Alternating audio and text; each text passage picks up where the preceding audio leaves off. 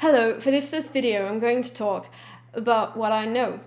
That is to say France, because I'm French and you probably can't tell thanks to my accent, and cinema, because I'm a cinema student and overall a person who enjoys cinema. The movies I'm going to talk about have things in common. First, they're French.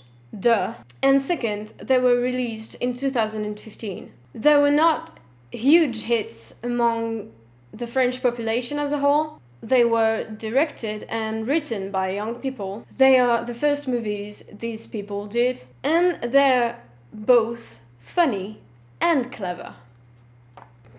I figured that many people didn't know what France really had to offer in terms of cinema. Most of you already know the artistic side of it, which we call cinéma d'auteur in France, like Amélie, blue is the warmest color, which I hate. Please read the comic book instead of watching the movie, and directors like Jacques Audiard. I want to show you something kind of different. This year, some movies were not like the others. I'm going to talk about 3 of them. 2 of those were written by people who actually read books about screenplay.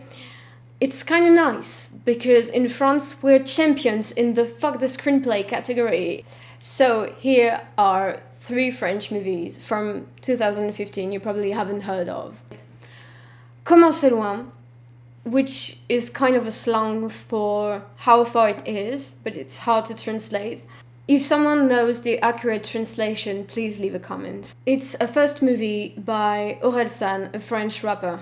Here's a warning. I love Orelsan, I love his music, but he can be a tad sexist. I thought you should know before you get to know his stuff a bit better. So the story is about Aurel and Gringe, 2 young adults who are 30-something, and they struggle with their first album.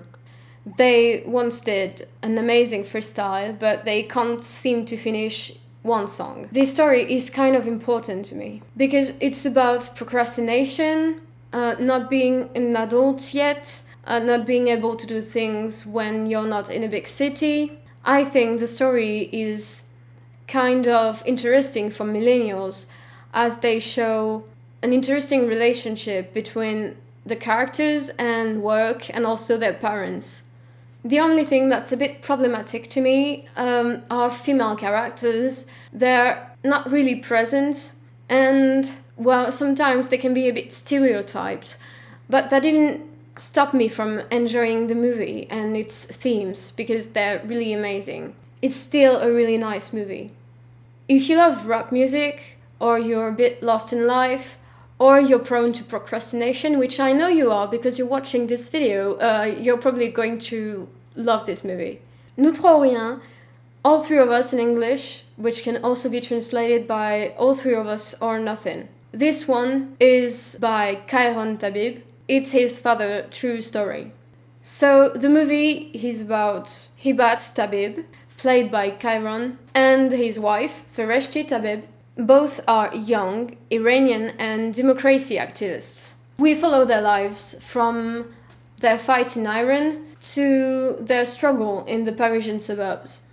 This movie is great, really. It manages to talk about Iran's recent history and, well, France's reality. I love it because you get quickly attached to the character and the actors are incredible. It really talks about everything: loss, love, family, politics. So if you like unusual movies and true stories, this one is for you. Les Dissociés, called The Nobodies in English. I love all 3 of these movies, but this one is truly my favorite because it's what I want to do someday. It's funny, it's daring, and it's new. Maybe you do know that we have a strong YouTube culture in France. We are not as organized as US communities, but we're getting there. This movie was directed, written, and also played by Raphaël Descraques, Julien Josselin, and Vincent Tirel. And together they form the Suricat Collective, which means meerkat. And that movie wasn't really expensive at all. It was... Putain, de quoi je m'en rappelle plus comment c'est. 150,000. which isn't a lot at all. And by 8 people, I mean, what the Raphael is well known because he used to play in the famous web series The Visiteur du Futur, which is translated The Visitor from the Future, from 2009 to 2014. And it's available on YouTube and it's subtitled, so you can see it. Julien was mainly a classic YouTuber at first, making jokes in front of a camera and such, but he clearly evolved and, well, he got really great. Vincent Tirel is the most absurd YouTuber you can find in France, I guess. And clearly you can tell when he wrote a joke by the level of randomness in the joke. The story is about a couple who finds out that their bodies were swapped with someone else's. With the help of Magali, a 5-year-old girl in the body of a 30-year-old man, they try to get their bodies back.